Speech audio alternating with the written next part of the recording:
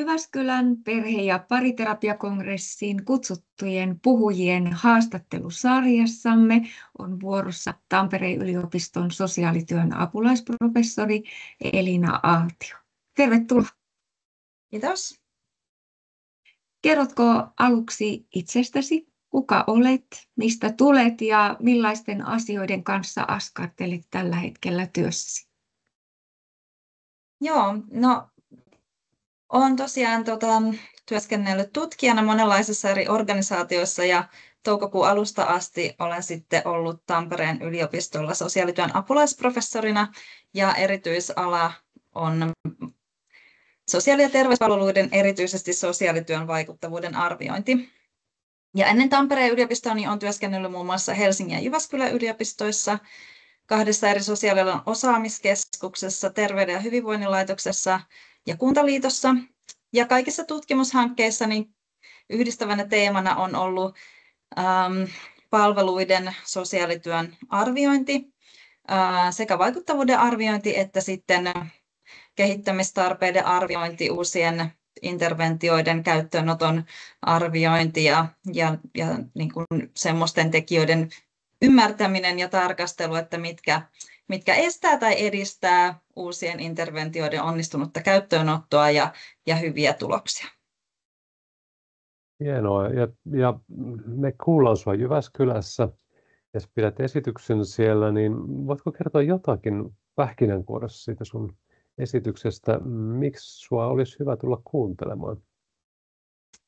Joo, esityksen aiheena on vaikuttavan vuorovaikutuksen arviointi ja edellytykset sosiaalityössä, nimenomaan lastensuojelun sosiaalityössä. Ja käyn siinä esityksessä läpi 2 eri lähestymistapaa, joilla sosiaalityössä voitaisiin parantaa sitä asiakkaan ja työntekijän välistä vuorovaikutusta. Toinen näistä on lastensuojelun systeeminen toimintamalli, jonka juuret on systeemisessä perheterapiassa.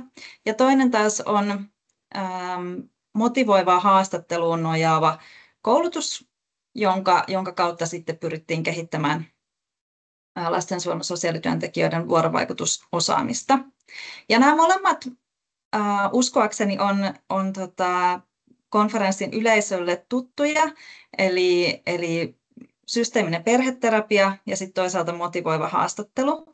Mutta ehkä se, mikä on sitten uutta ja kiinnostavaa, on se, että millaisiin asioihin törmätään, minkälaisia asioita täytyy pohtia siinä vaiheessa, kun näitä sovelletaan viranomaistyössä, lastensuojelun sosiaalityössä.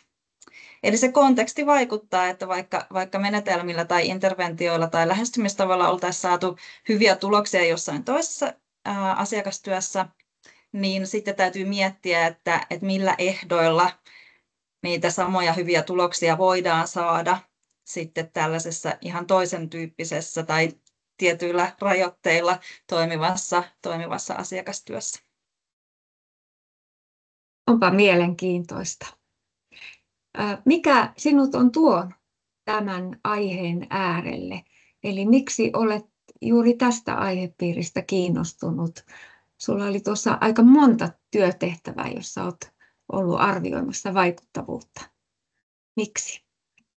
Joo, varmaan ensimmäinen hanke, missä olen sitten yrittänyt tarkastella palveluiden vaikuttavuutta, niin on tosiaan ollut siellä Suomen Kuntaliitossa ja siitä on nyt reippaasti 10 vuotta aikaa ylikin.